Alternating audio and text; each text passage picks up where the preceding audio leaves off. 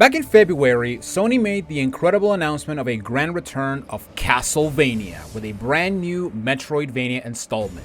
But another reveal that had a lot of gamers hyped, but also with justified concern, was a full-on remake of the God of War trilogy. Should have also included the PSP games, but maybe we'll get it as a bonus. And as someone who loves the Greek games and outright despise the Norse games, this reveal has me excited but also concerned, since this is a remake, which means that Santa Monica may do the controversial change and transform the Greek games, filled with awesome combat moves, stellar mechanics, and breathtaking camera angles, into a boring slog that has tank controls and really bad segments. Oh my god, I hate the Norse games so much. So, because I'm a 27-year-old fart that hates change, let's be happy for a bit and go back to the original God of War on the PlayStation 2 by getting all 43 achievements, which is possible thanks to the RetroAchievements website, which allows you to get achievements from your favorite retro games from the NES to the Nintendo Wii, with every console you can think in between. And as usual, we will be getting these achievements in hardcore mode, which is the only way to master these games. So this game requires, at the very least, 3 full playthroughs in order to master it. Now, you could do it in 2, but I don't recommend it. For our first run, we'll just go through the game normally while trying to get as many achievements as we can so that later playthroughs don't become busy work. For our second playthrough, we have to play the game on the hardest difficulty, which, thinking about it, makes me want to die, because despite the fact that I do like to play games on their hardest difficulties, sometimes, I legitimately hate playing these games on the hardest difficulty, just because of how straight up bullshit some fights can be. Not to mention, everything killing you in 2 hits. And finally, for our third playthrough, we must do a speed run, where we have to beat the game in 3.5 hours with no restrictions, which will be a sort of victory lap, as we can use some buffs and glitches in order to make our stroll much simpler. Not to mention that this would be a very good break after the bullshit that will be God mode. So, if you enjoyed this video, subscribe for more RetroAchievement masteries, and don't forget to check my Wolf Archives channel for the full playthrough. My name is Jonathan Wolf, and I'm on a quest to prove to the world that I'm good at video games by mastering retro games. And let's begin our quest with the calmest man in gaming as we master God of War. Our story begins with a suicide.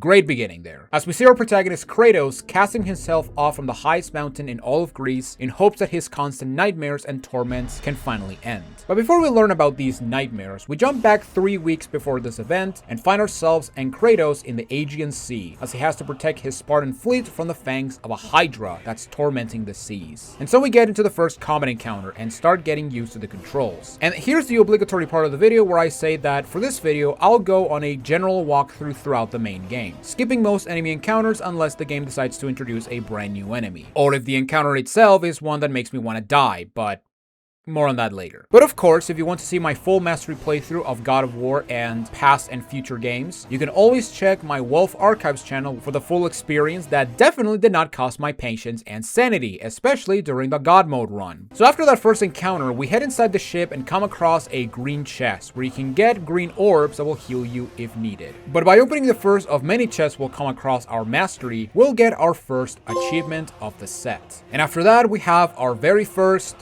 boss, as we have to fight a Hydra head while trying to not become the meal of the day as we slowly drain the serpent's health. But once you deplete enough of its health, we get introduced to one of God of War's staples: quick time events, where you must press the correct button in time in order to execute your opponent, which is something that would infect every game during the 2000s, like Resident Evil, Star Wars, Zelda, and even Tomb Raider. That said, I will say that these games have the best implementation of QTEs out of all games I've played, mainly because in some cases the mini game is optional unless it's a boss, and failing the QTE will not result in a death like other examples I mentioned. Looking at you, Resident Evil 4. So after dealing with the first Hydra head, we cross some planks and open some red chests that contain red orbs that will allow us to upgrade our weapons, and then arrive at the deck of another ship, this time having a bunch of sailors running around while we have to deal with our first annoying enemies, the Harpies. And these versions of the Harpies are not annoying, but it's only a matter of time before they become the worst enemy of the game. And after killing a couple of these winged rats, we get attacked by our second Hydra head, where here we must rapidly press the circle button in order to avoid getting impaled by shark fangs, which at the same time is recommended you try to get chomped, otherwise the damage of my blades is just pitiful. That's what I get for playing on hard mode, I guess. But once the snake dies, we continue making our way through the ship wreckage and arrive at a long ship that's being assaulted by Legionnaire archers. Here we also have our first save point where Zeus himself is allowing you to save the game. So thanks for that, Lord Zeus. Let's hope you keep blessing me for the rest of the series. So moving on, we must now become a proper gentleman and escort this box to the other side since these archers accidentally killed their Amazon delivery guy and now demand that someone gives it their box. But even after we obey with their commands, these guys just decide to give us a 1-star review, which ended up with Kratos killing all of them for being ungrateful bastards. So with that resolve, we climb a huge mast and zipline our way to the mothership and open a secret chest that contains our first Gorgon Eye, which will allow you to extend your health bar if you manage to collect 6 of them in a way similar to Zelda's heart containers.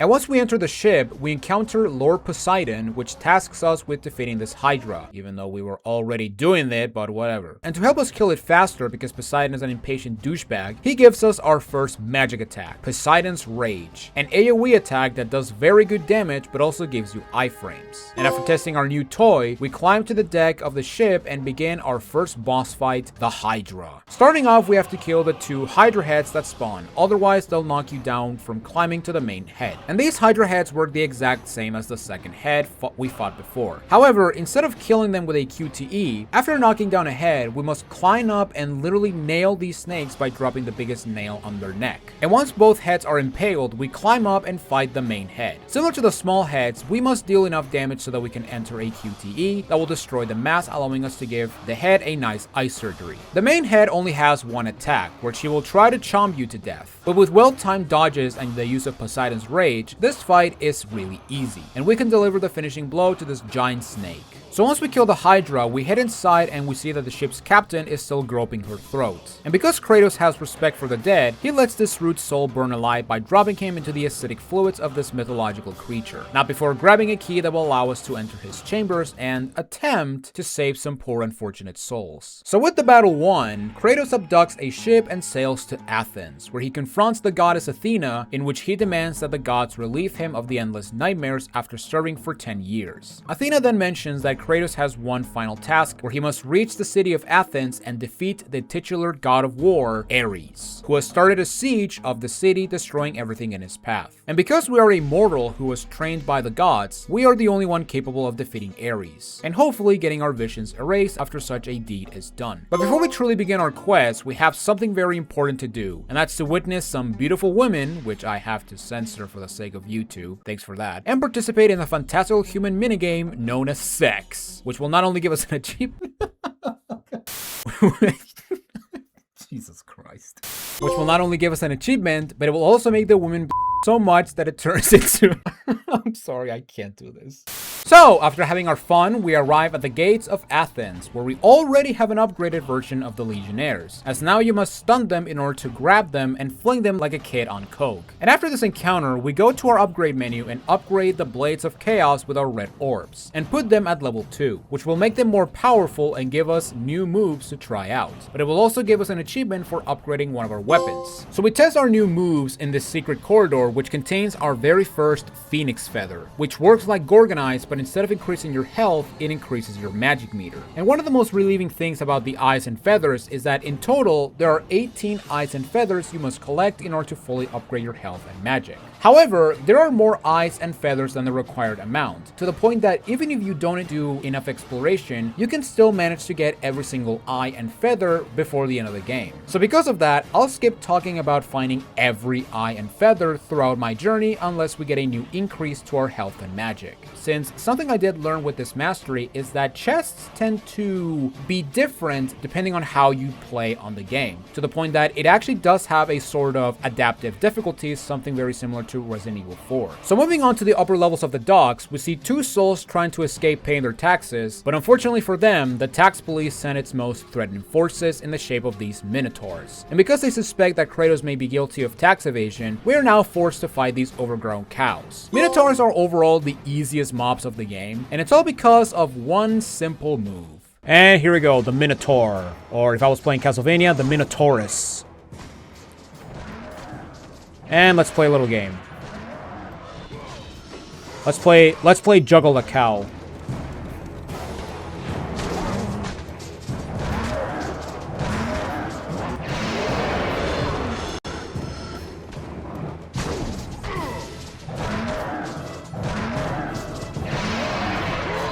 So with the tax police dead, we continue our way up and arrive at the entrance to the city of Athens. Sadly, the main gate is shut, so now we must take the long way and find a way through the gate. And to help us with our conundrum, we have this big fat boy which seems intimidating, but as long as you keep your distance and use slam attacks, these big guys are stupid easy to handle, even though their range can be kinda exaggerated for a fat guy. So with them dead, we enter this warehouse where we meet up with Aphrodite, who will give us a new power if we can prove to her that we are the best in bed. I mean, if we can defeat our greatest enemy yet. Censor boobs, but also Medusa, the queen of the Gorgons. And here we get introduced to the Gorgon enemies, which are the most insufferable enemy in this entire game. And that's mainly because Gorgons have this very stupid tendency to dodge enemies and follow them by a counter that is almost instantaneous, making it almost impossible to dodge or counter. Thankfully, Gorgons will become less annoying in future games, but here they are contender for worst enemies in the game. They also have the ability to make you hard with their gaze, and you want to be careful about the time you get hard, since getting solid in mid-air will cause an instant death.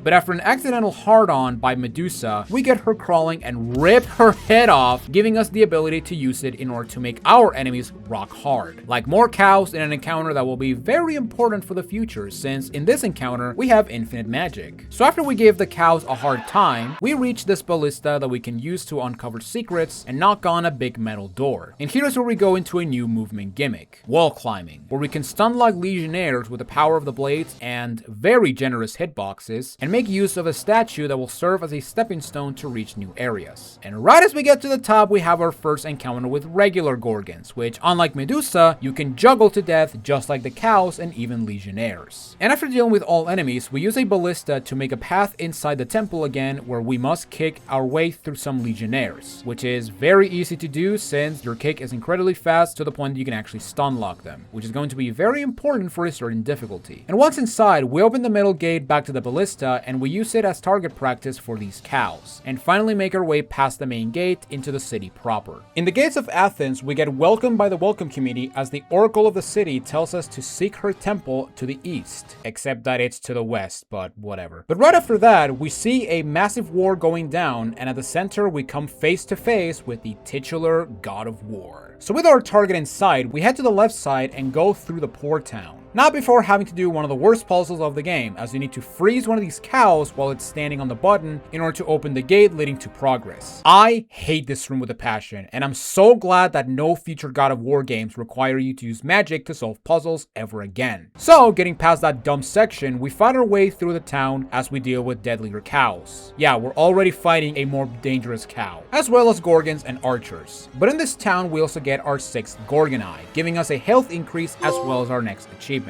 And as we battle through the town, we meet with our most formidable opponents. A barrier that I did not know you can break it the first time I played this game, causing me to run around in circles like a complete idiot. Thankfully though, I remember that I can be smart sometimes and broke through and arrived at the town square, when we encounter our next big man, this time equipped with a large stick. And for these guys, we do the same strategy as the first big boys and use heavy slams for a distance in order to avoid getting thrown like a ragdoll, since you cannot block Cyclops attacks, which is a crucial advice for higher difficulties, but also in the worst case scenarios, they tend to combo you to death, because Kratos decides to get juggled like if this was Smash Brothers. But even with our pro gamer strategies, this fight is difficult for the sole reason that Kratos, for some reason, decides to target the runaway tax evaders instead of killing the one-eyed freaks. But after Kratos decides to not be an asshole, we finish our big boy fight and head inside the main building, where everything seems a bit quiet.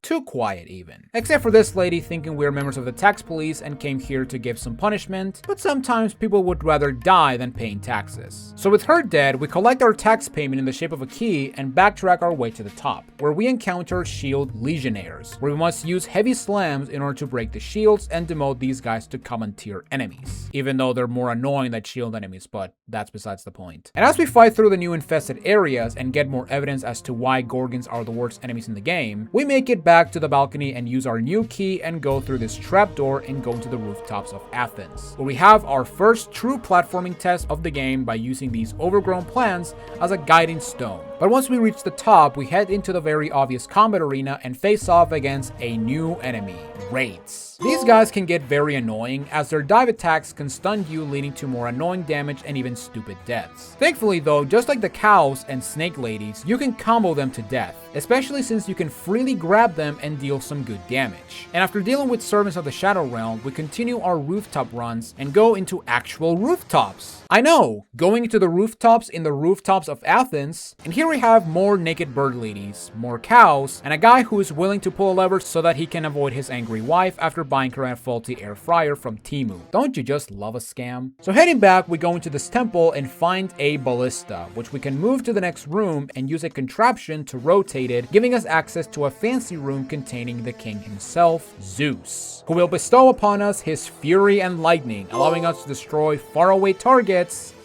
And that's about it. I will say that a fully leveled up lightning is very powerful as it can 2-tap Cyclops, but as for the other enemies, this is by far the worst magic in the game and not even worth leveling up unless you have the orbs to spare once you level up everything else. So with our new range attack, we head back into the rooftops and use our new powers to get some nice rewards, including our first increase for our magic meter, which I swear we should have gotten this a long time by now, especially since I'm almost at my second health increase. And speaking of which, after sending this guy a gift from his wife, we open a chest containing our next Gorgonite that will give us our next health increase. And after battling more raids, we return back to the town square and meet up with the Oracle, which, oh for fuck's sake, I have to censor more stuff.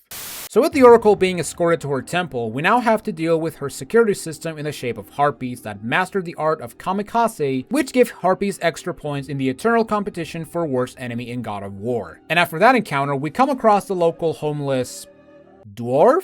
I mean, I don't know what the hell these things are. Who is very impressed that I managed to survive being rock hard while in the air. Yeah, even I don't understand how I survived this. So with that amazing display of my abilities, we enter the temple and have to become every store manager in Black Friday, as we must block the entrance to some annoying customers that won't stop diving for the discounted products.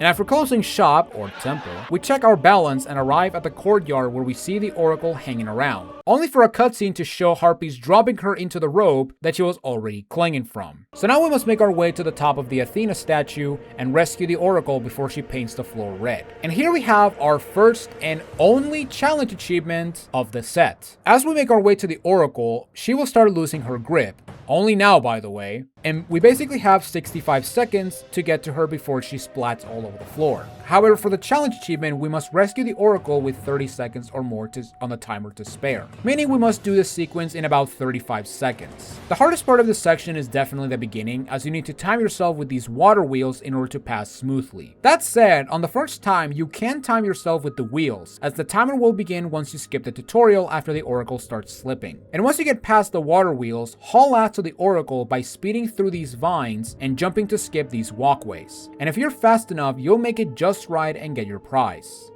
Also the Oracle. So by rescuing the Oracle, oh my god, no! So with the Oracle saved, she mentions that in order to kill Ares, we must find the mystical Pandora's box, which is located in the Desert of Lost Souls to the east of Athens. Thankfully, because this isn't a Metroidvania, the Oracle was kind enough to open a shortcut to the desert, where we must traverse the sewers under Athens, which are filled with cows, one-eyed fatties, and a lot of archers. My favorite. But once we blast through the resistance, we arrive back at the entrance of Athens, where we now go right and enter the Desert of Lost Souls. Here we speak with Athena, which confirms that the box is real and located in Pandora's temple, which was built on the back of the Titan Kronos, who is cursed to wander eternally the desert until the sands rip his flesh apart. And in this sand waste, we must follow and find the songs of the sirens and destroy 3 of them, which will open the path forward. And for this section, we must use our auditory receptacles in order to find and destroy the sirens, which, oh for fuck's sake. So if you thought Gorgons were annoying with their constant dodging, then boy, you're going to hate sirens, since they like to dodge 90 to 95% of your attacks and instantly spam you with electric projectiles that will become your personal nightmare. And because this game wasn't cheap enough, after killing the first siren, the next 2 will have infinite respawning cows until you kill the siren. But once you rip the siren in half after they try to invade your personal space, we go inside the temple and have to do some box pushing while keeping it away from a spiked toilet roll, as well as some legionnaires. And once we pass through, we blow our load into this horn and part the sand like a kid spreading his ass cheeks before he wipes his butt without knowing that if you stand up, everything gets messier. Thanks for the advice, terminal montage. Oh, noted. But once we prove that anyone can split apart the sea, whether it's sand or water, we find another horn and... oh my god, come on! So we deal with more sirens and blow into another horn to call the Titan Kronos, who gets baited thinking he won the ultimate prize and heads over to Kratos, where he climbs the mighty Titan for 3 days until he reaches the next destination in our journey, the Temple of Pandora. Outside the temple, we meet a man that had seen better days and tell us that no man has reached the box. But because we're the protagonists in this game, we beg to differ. So he opens the gate to the main door, allowing us passage inside as well as our next achievement. Now before encountering more Cyclops, which we deal with them the same way as all one-eye fatties we fought so far. And once we reach the main gate, we get some upgrade parts, including our final Gorgon Eye, giving us our final health increase. Sorta. And so we head inside Pandora's temple, which was created by Pathos Vertus III in honor and command of Lord Zeus. And we begin with the first section of the temple, the Rings of Pandora, where we must align the rings in order to reach the higher points of the temple, leading to Pandora's box. And as we move the outer ring, we come across a door containing carvings of the Muses, daughters of Zeus, where 2 muses are missing. And basically, we must find 2 muse keys in order to open this door and get an ultimate reward. So in the meantime, we keep moving the ring and head into a new area where we'll meet up with Artemis in her only appearance in the God of War games. Well, she will grant us her blade she used to slay a Titan, which for some reason tends to be completely worthless against everything else, since the blade of Artemis is incredibly underwhelming and not good. But with our new weapon that we'll never use after trying it out once, we enter our first of 3 challenges in the Rings of Pandora, the Challenge of Atlas. Starting things off, we must collect 2 shields in order to open this door, where one of them is located on the other side of this rotating wall, where we must time our push with this box in order for it to press the switch, and then do some basic plank walking for the shield. And after the second shield, we must learn the tightrope dance in order to prevent these legionnaires from comboing us to death. Oh yeah, in this challenge, we also meet the strongest variants of the Legionnaires and the Gorgons, which try to compete between each other to prove who is more annoying to fight. But once we get both shields after doing a very easy Legionnaire encounter thanks to the power of throws, we head through the door and enter a prototype Super Meat Boy level where we pull 2 levers in order to cross the gate. However, we don't want to do this yet, as we must collect a handle before heading through the door. And this handle is located in a very interesting section, as in this climbing section, we can exploit this harpy and reach max red orbs for an achievement. The basic way to do this is you want to have the harpy do its charge attack, and after it does it, use the Plume of Prometheus attack and then get on the climbing wall and have the harpy bounce on Kratos. By doing this, the harpy will infinitely die and give you infinite red orbs until we reach the maximum, that being 60,000 orbs, giving us another achievement that I feel is absolutely impossible to get without this exploit, unless you somehow decide to do a no upgrade run. That would be a cool subset idea.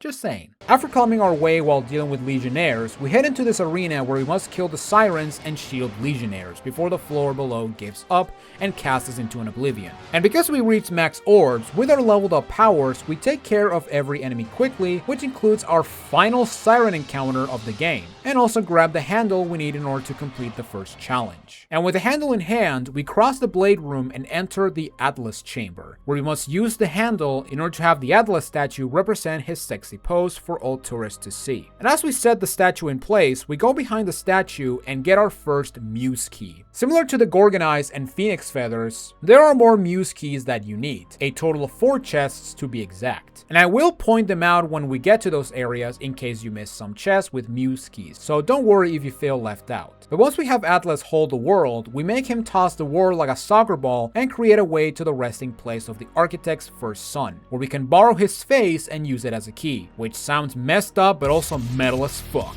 And as we head back into the rings, we encounter a massive pile of bodies which starts triggering some PTSD in Kratos, as we start to learn about his backstory. I will talk in detail about his backstory when we get the full picture, so for now let's get an achievement and go back to the rings and enter our next challenge. Heading into the middle ring, we get chased by a giant metallic toilet roll, which we can use to reach this ladder and enter the Challenge of Poseidon. And right off the bat, we get introduced to a new enemy, the Cerberus dog, which grows up and becomes a complete bitch, plus 2 extra heads, which completely come out of nowhere. And as we fight this doggo, smaller Cerberus will start appearing, and you want to make them your full priority, since leaving them unattended will make them grow into full adult Cerberus, making this encounter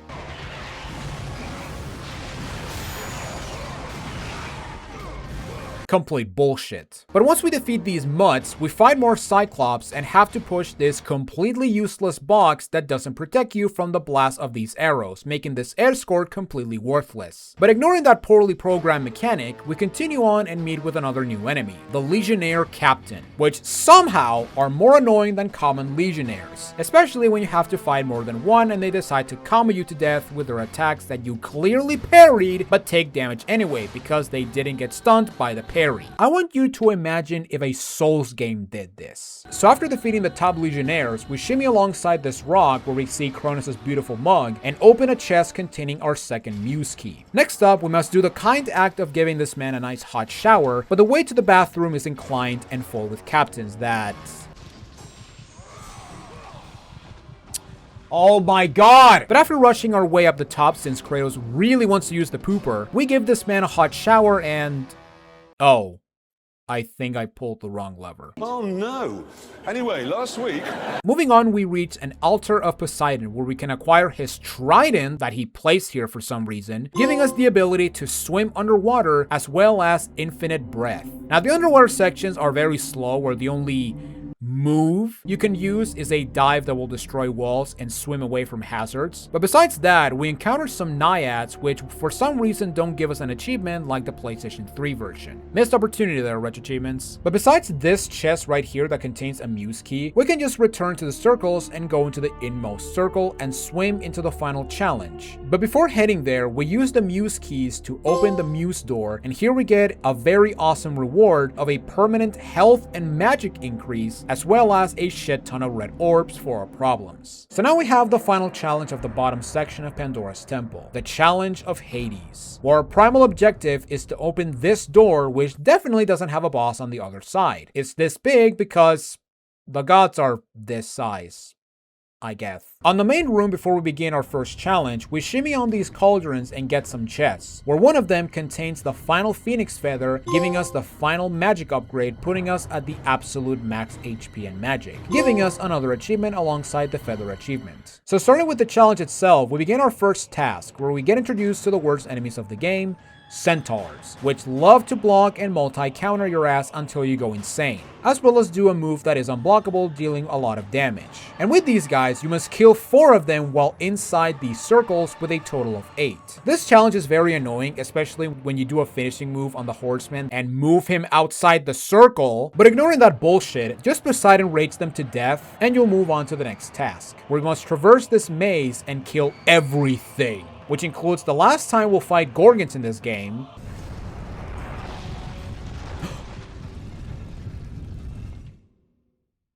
So moving on from that crap, we return to the main room and raise this Hades statue from the virgin blood pool, and then take a dive in said pool and pull a lever to light up the statue, revealing a room with a bunch of boulders. Now if you're a pussy and a coward, you can open these doors and have some safe places while you look for the right door that leads to more bullshit this game has to offer. But if you're a god gamer, you can say fuck the safe places and weave like if this was Mario Party. And once we find the right door, we encounter the strongest versions of the Minotaurs. And I say strongest because of the fact that these cows cannot get juggled like every other iteration of them, which took me a very long time to figure that out on this playthrough. But besides that, we get rid of more enemies, including our final instance of Centaurs, thank fuck, and make it to the top of the main room. And here we can get another achievement by trying to head down the smart way to the point that the game will ask you to play the game on game journalist mode, giving us an achievement if we take the deal. But because I'm not a game journalist, meaning that I'm decent at video games, we platform our way across while dodging saw blades, and make it to the topmost section where we can open the final chest that contains a Muse key, if you don't have both keys at this point. And after grabbing the chest, we zipline our way to this wheel and release the lock to the big door, which spawns a huge metallic cow, and here we have our next boss since the Hydra, Pandora's Guardian. So the idea of this boss is to destroy the metal armor so we can do actual damage to the Guardian. And basically, you must damage the armor enough times to the point that it overheats, allowing you to stun the Guardian and shove a flaming log through his Repeat the process again and the armor will be ready to break. And after breaking the armor, we can just start dealing damage to the Guardian after seeing that instead of just being a robot, it's just a big undead cow. You can fight the Guardian on the ground or this elevated platform, with the former making this fight insufferable, while the latter makes this fight fun, although a bit boring because of the same 3 attacks the Guardian does. But no matter your choice, after dealing enough damage, you'll stun the Guardian one last time, allowing you to shoot a flaming log through his somehow still beating heart, killing the Guardian and get access to another skull as we rip it off from the Architect's second son.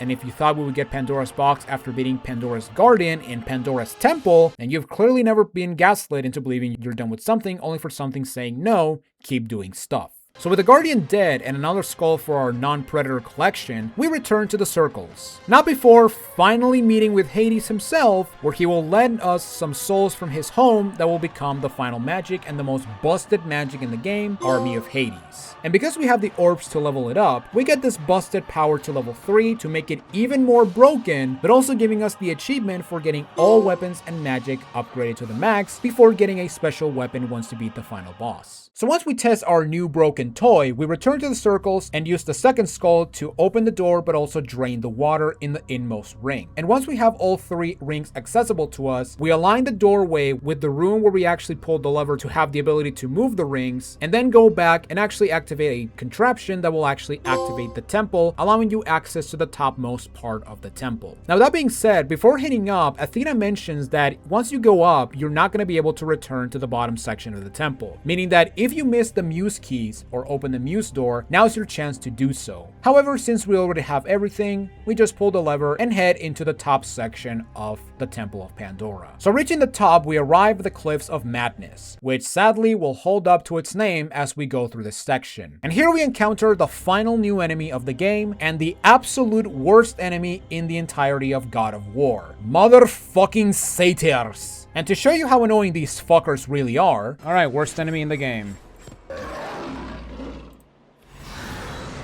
And wow, immediately. Fuck you too, asshole. Alright, let's see how one of these assholes is able to do to me.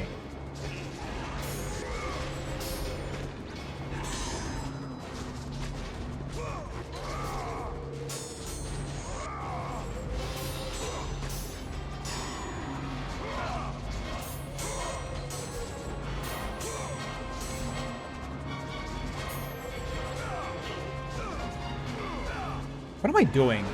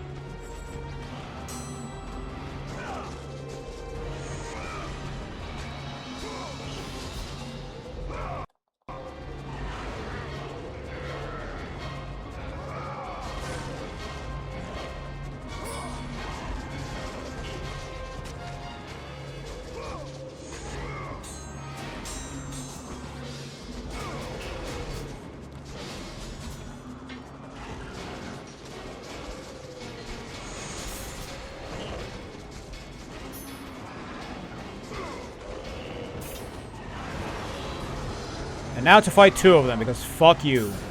So once we defeat these spawns from hell, we see a harpy where Kratos tells it to fuck off because even he is sick of and tired of me censoring something that remotely looks like a boob, and head into the proper Cliffs of Madness. The main objective for this place is to collect 2 necklaces in order to spawn a path to the final section of Pandora's Temple. For our first necklace, we head through this tunnel and have to fight legionnaires alongside satyrs. And if the previous satyr encounter didn't show how annoying satyrs are, then you're going to despise this room. And after dealing with my third circle of hell, we go into this time puzzle where you need to move this block into position before the spikes come up and turn Kratos into Swiss cheese. And by making it to the top, we collect our first necklace, Aphrodite's necklace. Our next necklace requires us to go into an isolated section of the cliffs and fight even more cows, which for some reason managed to haunt my controller as it started bugging out, which has never happened before every time I use this controller to play, which comes to show that these truly are the Cliffs of Madness. But ignoring that faulty equipment, after clearing out the room, we have our longest puzzle of the game, where we must move and rotate these blocks so that we can create a perfect square and get rewarded with Hera's necklace. If we can find a way to perfectly fit all pieces, since sometimes the pieces can be a little fat. So with both necklaces in our possession, we can create a path out of this insane mount to the point where I guess we start to lose progress, only for an achievement to pop congratulating us that we kept our progress.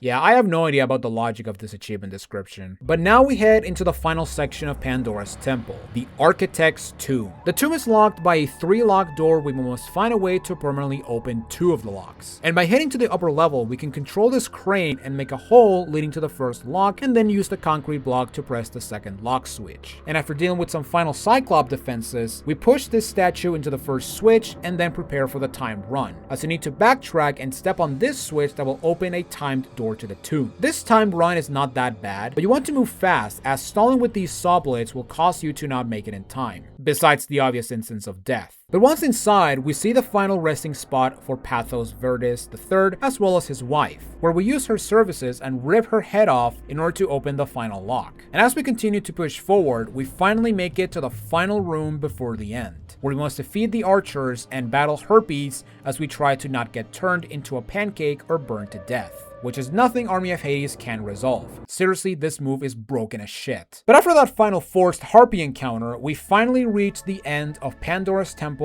and witness with our own eyes the legendary Pandora's Box. And as a huge middle finger to Kratos and the player, after claiming the box, we ride an elevator that leads back to the entrance of the temple. But you know what? We did it. We recovered Pandora's box, and now we have to take it to Athens and use its power to kill Ares. Although that being said, considering the fact that the box is not just in a temple, but also on the back of Kronos in the middle of a desert, how in the ever-loving hell are we getting the box back to Athens? That's a good question. And speaking of Ares, as he's still destroying Athens, which, for those who don't remember, Kratos spent 3 days climbing Kronos in order to reach the temple. He realizes that we managed to get the box, so for a brief second, he retires his title of the God of War and becomes the God of Javelins as he chucks a wooden peg just small enough that instead of literally blowing us up into pieces, it just impales us, killing Kratos not before we see his final flashback before he dies. So throughout the trek through the temple, we learned that Kratos was a captain of the Spartan army, where he had ruthless and bold tactics against the enemies of Sparta. But one day, the barbarian armies from the east proved to be too much for Kratos and his army. So much that in the grasp of death, Kratos made a plea to Lord Ares, where he would become his servant in exchange for his life. And to make sure his devotion is absolute, Ares bestows on Kratos the Blades of Chaos, whose chains will be forever attached to Kratos' flesh to never forget his loyalty to the God of War. And as his service continues, Kratos becomes more aggressive, to the point where he now started attacking villages under Athena's protection, because if you know anything about Greek mythology, Athena is a complete bitch. One village in particular became the catalyst of Kratos' downfall, as Kratos' blind rage committed the unforgettable action of killing both his wife and daughter, even though we would learn that Ares tricked Kratos that they were back in Sparta safely. And after that event, Kratos decides to abandon Ares and decides to serve the other gods. Which, come to think about it, that conversation with Athena would be awkward as hell. However, this abandonment will not come without consequences, as the Oracle of the village cursed Kratos to wear the ashes of her family to show the terrible beast he has become, giving birth to the ghost of Sparta. And as Kratos remembers his terrible deed, minions of Ares recover Pandora's box as Kratos draws his last breath on the mortal world. However, just like Doomguy or Drake Warrior Egon, Kratos is too angry to die. So with little time remaining before Ares destroys everything, it's now time to get out of hell. Literally. The Path of Hades is one of the most notorious sections in the first God of War game, to the point that David Jaffe himself said that they needed more time to develop this section. Which is really funny, knowing that the guy who complained about this room in Metroid Dread being poorly designed made this section.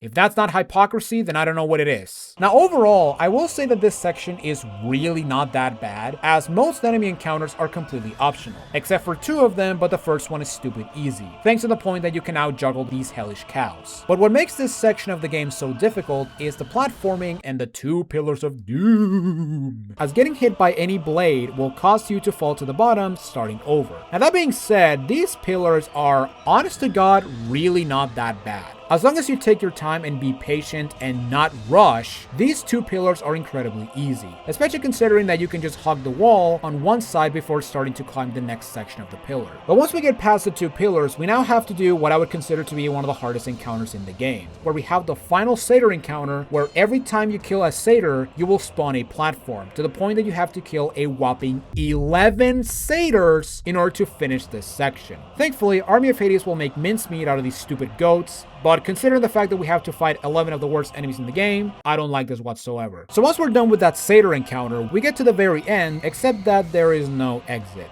However, from the heavens above, kinda literally, we get supported by the homeless dwarf, saying that he has more allies on Olympus than Kratos thinks. Even though we already know that, considering that Poseidon, Aphrodite, Artemis, Athena, and even Zeus himself gave us powers. But with the homeless guy definitely not being Zeus vanishes away, we now return to the now destroyed Temple of the Oracle, where we now must do one final push before reaching the end. But once we make it to the final save point of the game, we see the Oracle dying, which honestly she deserves it for making me censor a lot of boobs. And now we reach the final boss, the God of War himself, where in a moment of blindness or unawareness, Kratos manages to steal the box from him, allowing the power of the box bestow Kratos, stretching him long enough to actually be worthy in something. But now we have the final boss of the game, Ares. And here we have what I would consider to be the absolute worst boss fight in the entirety of the God of War franchise, and honestly, the worst final boss I've ever encountered in a video game. This fight is the literal definition of bullshit. Now that being said, phase 1 is overall not that bad, as every attack from Ares is completely blockable except for this hammer slam he does at the very start of the fight. However, my biggest critique about this fight is that Ares takes forever to kill. Not to mention that he does stupid amount of damage, to the point that in the worst case, he can actually kill you in 1 to 2 hits, which is incredibly bullshit.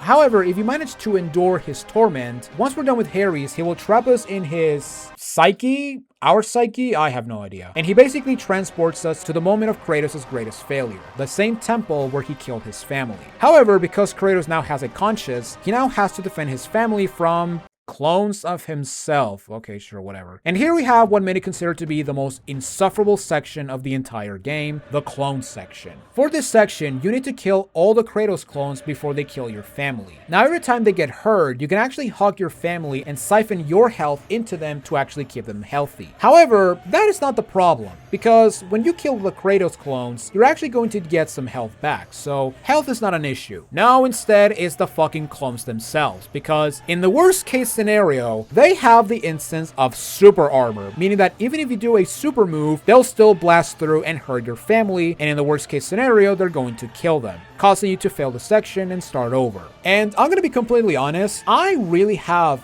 no legit strategy as to how to actually properly do this section. Before this section even begins, we want to make sure we have 2 things at full: our magic meter and our rage meter. Once you upgrade your blades to level 2, you're actually going to get the Rage of Sparta, which basically gives you super moves and also increased defense. However, when you upgrade your blades to level 5, this rage will now give you infinite magic, meaning that you can spam attacks as much as you want as long as the meter is still active. And basically, the best strategy that I can think of when it comes to this section is to basically drain your magic normally, and when your magic meter is empty, activate your rage meter and start doing magic again. And by doing this, you're going to kill most of the clones. And if you're lucky enough, you're actually going to increase your combo meter to 500, giving you an achievement. There's also another one for 1,000, but we'll get that one later. But if you manage to pull through, Kratos will do the impossible and actually save his family, only for Ares to kill them, causing you to ask the question, what was even the fucking point of this section? And with his family dead again, Kratos loses hope in all of humanity, except for the fact that he conveniently sees a sword that we actually crossed up previously, causing us to actually begin the final phase of the fight, where we must battle Ares in a literal war of attrition, as every damage you do will fill your health but also drain his health, and vice versa. This phase is overall really fucking stupid, as unlike phase 1, Ares has attacks that are basically unblockable, causing you to get stunned and, in the worst case scenario, get one-shotted immediately, because fuck this boss fight. However, that being said, there's actually a very easy way to counter this fight. As you attack Ares, he will sometimes block some of your attacks. And if you manage to hit enough block attacks, you're actually going to enter a clash with Ares. And if you manage to mash faster than him, you will actually deal massive damage to the God of War. And you actually want to make sure you actually keep doing this until the God of War falls to the ground, which it will take a while, but if you manage to do it, then congratulations. You just beat one of the worst boss fights in the entirety of video games. So with the God of War dead and the city of Athens rescued, Kratos now wants to be forgiven for his sins and have the nightmares go away. However, despite the fact that Athena does forgive Kratos, she will not remove the nightmares, as she tells us that we must eternally be tortured by remembering the terrible deed of murdering our family. And so we find ourselves with Kratos back at the beginning of the game, where he casts himself from the highest mountain in all of Greece into his death. However, since in this day and age of 2026 we have established sequels, we are not dead, as Athena saves us and lifts us back and tells us that with Ares dead, we can now take his place as the new God of War. And so through this door we head into Mount Olympus, which looks way different than the future games, but whatever. And in Mount Olympus we have one room which leads to the throne of the God of War. However, before we sit and take our rightful place, we have some statues of the Guardian and Ares himself. Wow, who knew the God of War was a complete narcissist? And for these statues, we can actually get a special reward by actually destroying them, which, for some reason, the only way to actually destroy them is by using the Lance of Fury's move. But after a lot of slams to the ground with our blades, we will destroy both statues and get a secret code, which I don't think it actually works anymore. But more importantly, we're actually going to get an achievement. And after destroying the stain in our new throne room, we take a seat on the chair and become the new God of War, finishing the story and our first playthrough. And also give us an incentive to try God mode, but fuck that because we have something else to do. So that does it for the main game. And by completing the game, we will unlock a bunch of extras in the treasure menu, 2 of them having achievements tied to them. Our first bonus is the character graveyard, where we can read the bios of early concepts for some enemies and scrapped enemies, which will net you an achievement after reading all entries. But then we have our second bonus, which is the notorious Challenge of the Gods, where we must survive 10 challenges back to back and prove ourselves worthy of using bonus clothes. It will make sense, trust me. This challenge is notorious for how stupid difficult some of these challenges can be, but in the end, there's always a way to overcome the odds. Challenge 1, we must shove 8 shield legionnaires into the pit without killing a single one. This one is very easy, as trying to grab them will shove them backwards, making them fall into the abyss with no need to be fancy. Although keep in mind that you can also shove enemies on the outside of the arena as well, instead of just shoving them in the inside. Challenge 2, we must defeat all legionnaires and archers while dealing with annoying harpies, and a time limit which is going to be the bane of your existence. And this is the first of the big 3 challenges that are stupid annoying. And this one is bad mainly because of the strict time limit, as well as the harpies being the worst enemies of the game. You do have one use of Army of Hades, but with this one you just have to pray that the harpies behave and kill the legionnaires quickly. Challenge 3, we must destroy all vases before time runs out. This one is definitely the easiest challenge of them all, as you can curve your attacks which will destroy multiple vases and give you an easy win. Challenge 4, we must kill 4 minotaurs without killing a legionnaire. This one is very easy since you can juggle the cows to death, but of course the legionnaires will find a way to be the worst enemies of the game by interrupting your attacks at every possible moment. Challenge 5, we must shoot all legionnaires with a ballista without hitting the human soldiers. This one is all about timing, as Kratos will automatically launch the bolts once you pull the ballista all the way. The best way to do this is start pulling when the legionnaire crosses this point on the platform, and by doing it right, you'll always hit your target and beat what I would say is the easiest challenge of the gods. Challenge 6, we must reach the end platform while trying not to get spiked by arrows. This one can be annoying, especially towards the end, but with a bit of luck, you'll manage to push or jump through the end archers and make it no problem. And as an insult to injury, even if you make it to the final platform, you must reach the center of the platform, which means that in the worst case scenario, you'll be right at the end, but still fail. Challenge 7, we must kill all enemies without taking damage. For this one, it's all about preference as to what enemies you want to kill first, but as long as you don't greet it, this one is really not that bad. Although that being said, the most dangerous thing about this challenge is the shockwave from the cow, since they're unblockable. Challenge 8 is the next of the big 3, as we must kill all enemies which features an almost endless supply of Legionnaires and Blue Gorgons. This one I would say is the hardest, mainly because it's also the longest. You have no magic and your health is at its lowest level. That said, there is an easy way to get rid of all enemies and keep some of your sanity in the process. Just go to the center of the arena and just spam Lance of the Furies, so that the shockwave sends the Legionnaires and especially the Gorgons into the abyss where they belong. Make sure to not spam it though, as getting petrified in mid-air will be an instant death. So use the lance when no Gorgons are using its there and you'll get this one in due time. Challenge 9, we must kill 4 Cyclops while dealing with Satyrs. If you deal with the Cyclops the same way you did during the main game, they are very easy to take down.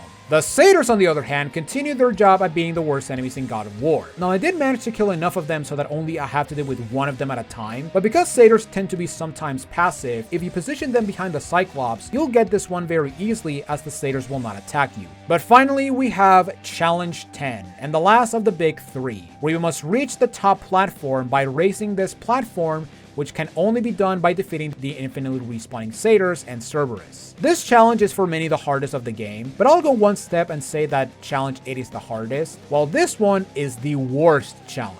And it's mainly because, for some reason, when you get hit during this challenge, you start flying across the arena like if you're playing Smash Brothers. That said, the best and most consistent way of winning this challenge is by using the unreliable parry, so you can knock the Satyrs and dogs off the platform. But even with this strategy, because the parry in this game is just bad, it can lead to annoying and cheap fails thanks to the unrelenting Satyrs. Not to mention the racing platform being way too small for 5 enemies and Kratos. But in the end, with enough patience and luck with the parries, you'll reach the top and conquer the challenge of the gods, where your ultimate reward will be the ability to use special costumes in your next playthrough of the game. And speaking of these costumes, before moving on to our second playthrough, I very quickly started a new game with the Bubbles outfit, which will give us an achievement by actually using any costume, and leveled up my blades in order to get an achievement for having fish for blades, which is really cool and is also the only instance where blades actually become different when you level them up. But now it's time for our next playthrough,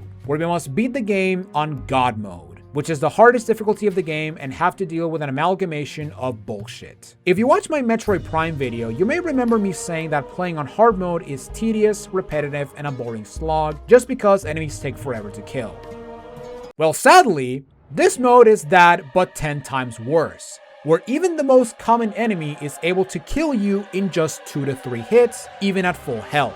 And for this playthrough, I decided to livestream myself doing this task and having you lovely people witness my slow descent into insanity real time. Now that being said, after finally finishing this mode, if I have to rate the overall difficulty of God mode, I would honestly give it a 7 out of 10. And the main reason as to why is because almost all enemies can be juggled to death, especially the annoying ones like the cows and the Gorgons, not to mention that the magic in this game is incredibly busted, which makes certain focus encounters a complete breeze. Now that being said, this doesn't mean that every encounter was a cakewalk, as there were some encounters that did test my patience. Some of them include the Medusa boss fight, the Centaur challenge in Hades, Satyrs, because of course, this annoying motherfucking Satyr encounter, which I later discovered that was actually skippable, because if you go into the climbing section for Hera's necklace, you can actually find a lever that will lower a platform, giving you a shortcut to the next necklace, skipping the Satyr encounter. Oh my god, I got so relieved, but also incredibly pissed when I discovered this. And as for the bosses, the Hydra was stupid easy, Pandora's Guardian is long but extremely doable if you stay in the top and in the air in order to avoid his clap and fire bursts, which by the way, killing it will actually give you an achievement.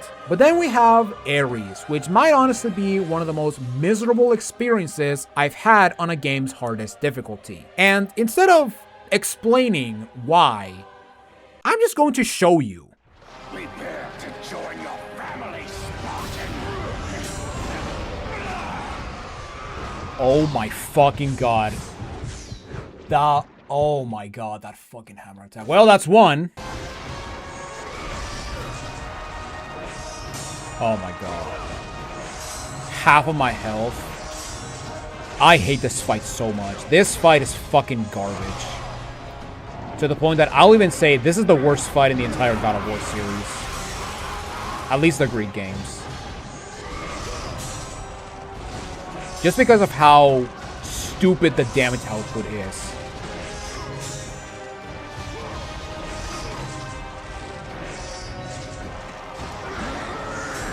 I'm dead. I'm not dead. Wow. You're basically required to have magic for the clone fight. Why do you resist me? Or, you know, you can just die because fuck you. If you hear when I block after he does that attack, like, listen. It goes like ding, and yeah, basically that means that I'm basically blocking like 4 to 5 attacks. Oh my god. All right, that's what, 3, 4? I don't know. I lost count. All right, let me change just in case I accidentally use For your life, mortal!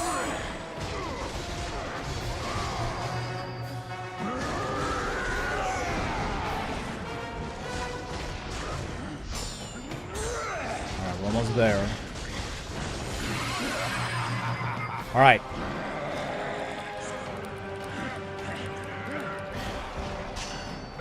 One, 2, and that's it.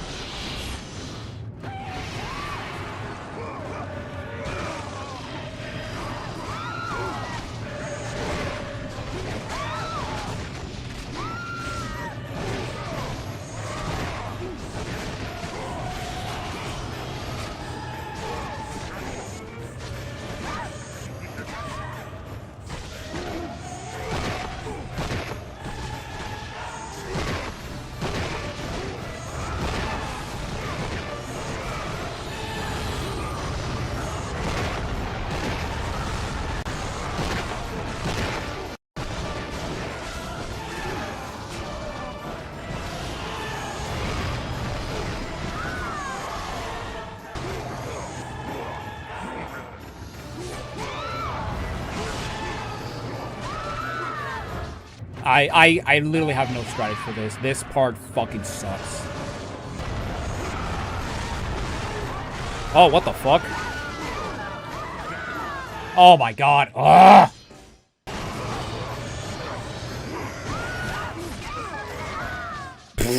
Fuck. Oh my god, kiss my ass.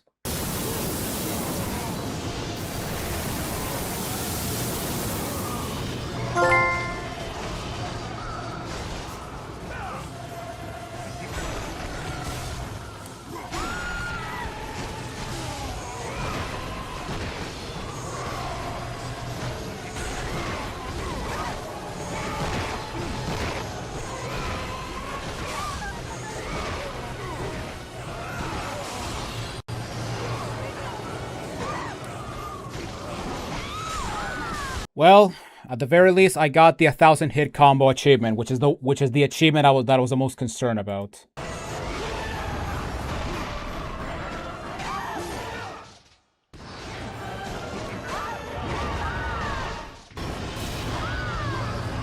Oh my god! Ugh.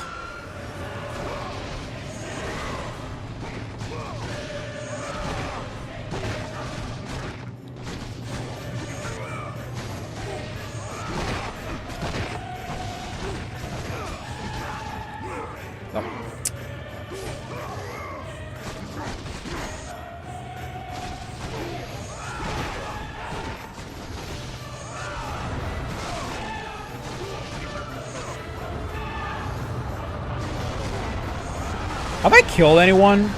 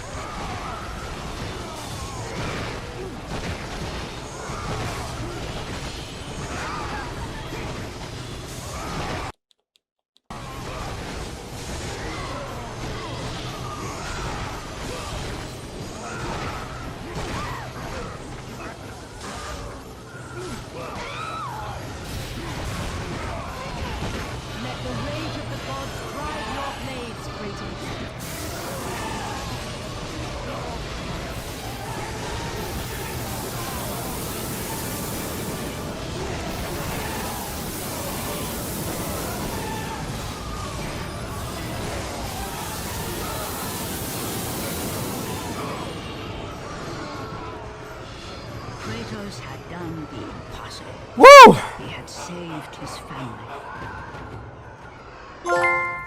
Kratos, please take us home. I still have allies in Olympus, Ares. Now, you will see how strong I am. By using a blade I never used in the main game. Alright. Time for this bullshit fight again.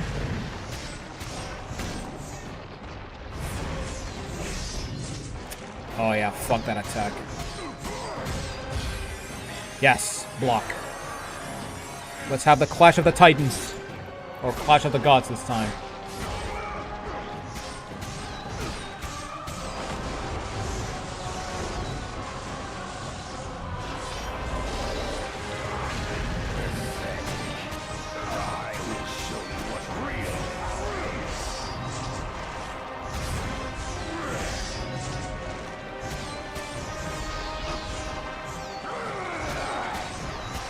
Come on, block.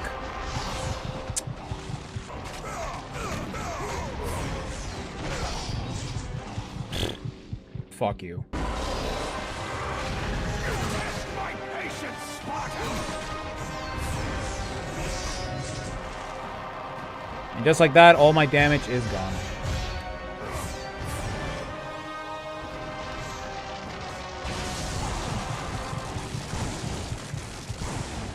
And he has an army of Hades.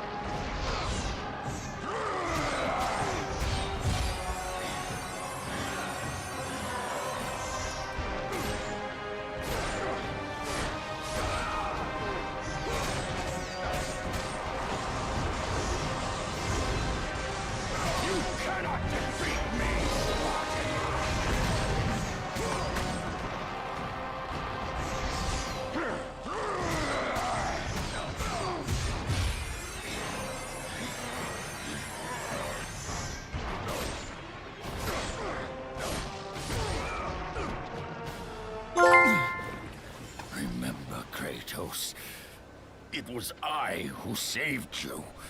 I did mention that this game was a 7 out of 10 in terms of difficulty. However, that is basically everything before Ares. If we include Ares in this equation, this would definitely go from a 7 out of 10 to a I don't want to play this game ever again out of 10. This boss fight is the literal definition of bullshit, but besides that, God mode was overall not that bad. However, that being said, this is the last time I'm ever playing this game on the hardest difficulty, because fuck God of War on the God difficulty. So with this stupid mode finally done, we now have one more achievement to grab, which consists in beating the game in less than 3.5 hours. Thankfully, there is no difficulty or outfit restriction, so you can easily get this one on the easiest difficulty and with the Ares costume, which gives you extra orbs as well as double defense and attack. Now, the time for this speedrun may seem sketchy and a bit strict. However, there are some tips I can give you for this run. For starters, pausing the game and cutscenes will pause the timer. And by dying or reloading to the previous checkpoint, the timer will reset to the amount you had when you reach that checkpoint.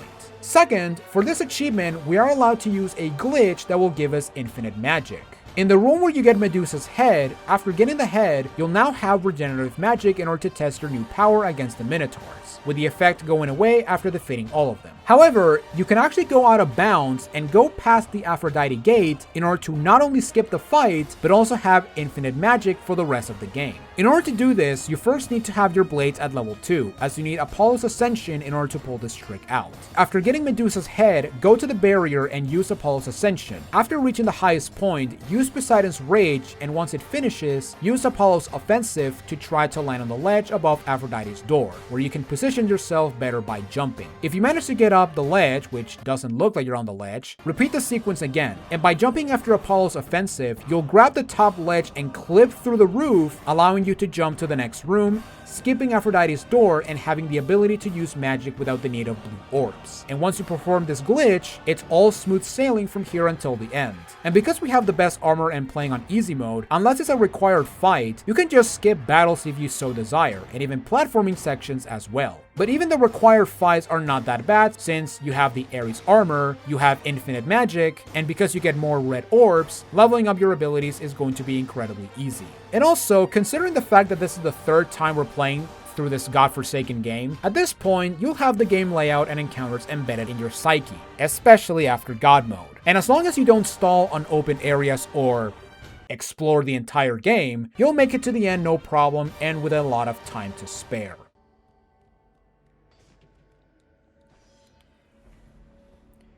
And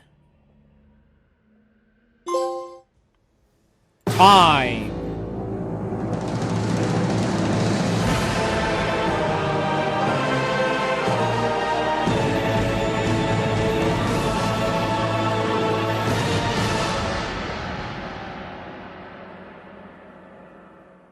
In terms of quality, I'll give this game an 8 out of 10. I like how this game encourages to explore the world for the upgrades and muse keys, but also try some extra challenges like the Oracle Rescue speedrun, as well as discover some Easter eggs and check out some behind the scene concept during the development of the game. And even though the addition of a speedrun and playing the game on the hardest difficulty can get annoying, I do appreciate the incentive, for a lack of a better term, of trying it out and becoming a pro at certain combat encounters.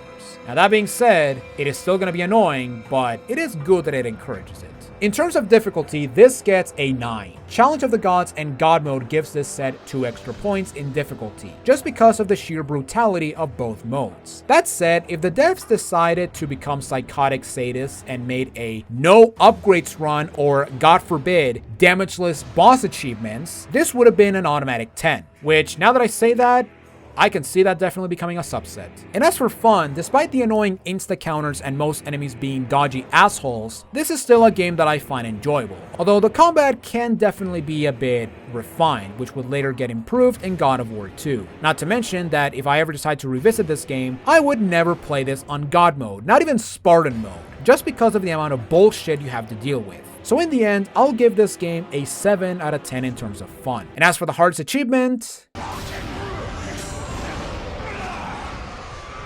oh my fucking god. Oh my god.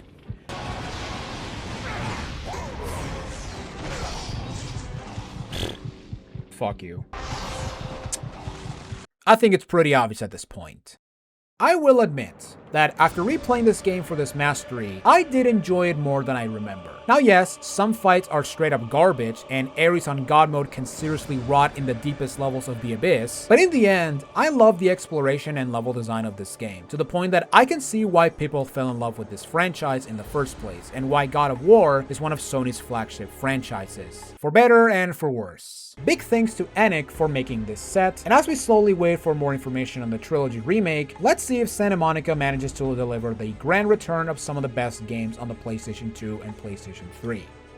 Unless they transform the games into a copy-paste Norse game, in which case will make me lose all faith in humanity and make me jump off from the highest mountain in all of Greece. Or, in my case, Chile, since going to Greece for a bit might be a bit too much.